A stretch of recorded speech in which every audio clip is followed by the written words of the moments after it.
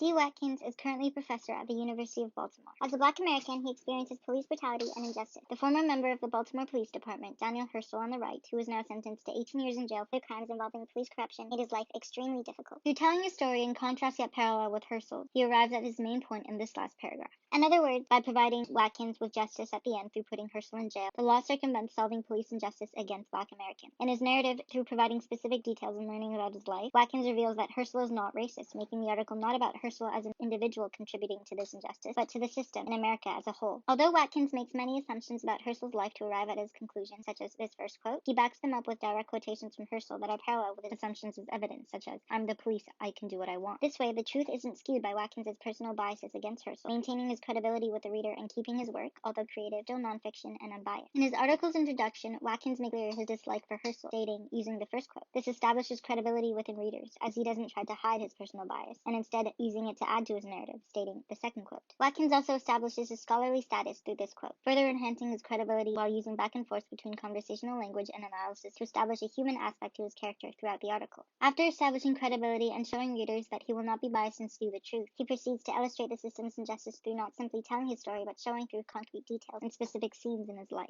Watkins uses concrete detail to conjure emotions in readers, establishing a mood and creating authenticity, authority, realism, and truth, as highlighted by Colley in his article. This is evident in this passage. Concrete detail such as this allows Watkins to not simply tell readers how they should feel about the effectiveness of the criminal justice system in addressing police corruption against Black Americans, but allows readers to decide for themselves through evoking emotion, again eliminating potential skew in truth that may be present in the creative nonfiction as a result of its personal history. Readers are likely to have experienced similar situations as concrete details presented, and their brains will conjure emotions they experienced during that situation, allowing for what Watkins writes to be better stored within their memory, making his writing, as stated by Colley, more memorable, more human, and more understandable. To further details in his personal narratives, Watkins also presents stats to back up his claims and enhance shocking elements of his story. For instance, he makes clear that after the new Mayor O'Malley, who had zero tolerance for drugs, was elected, Baltimore experienced enhanced police brutality. He uses again concrete detail to illustrate this, but also stats to show readers to not only better contextualize his narratives, but make his stories more believable. Additionally, as narratives and stats can lead to disengagement on Watkins' argument, as it is a serious topic, he incorporates passages such as this, using humor to re-engage readers and rehook the audience in a way that sparks curiosity. Humor is sporadically used throughout the article, keeping readers engaged, applying composition. This passage is a good representation of Watkins' conversational tone throughout the article. He tells the story to readers as if in person, rather than formally reporting, engaging readers. As Colley highlights in this essay, less boring qualitative research report, this is an effective application telling a real story using facts as narrative to make his report emotionally vibrant, allowing Watkins to describe the ineffectiveness of the justice system in dealing with police injustice and corruption against Black Americans in a way that makes readers want to learn more about it, and more aware that these are real events happening to real people, rather than just something one reads online. In interpreting this article, I did my close reading without previous research on police brutality. I knew it was an ongoing issue in the U.S., but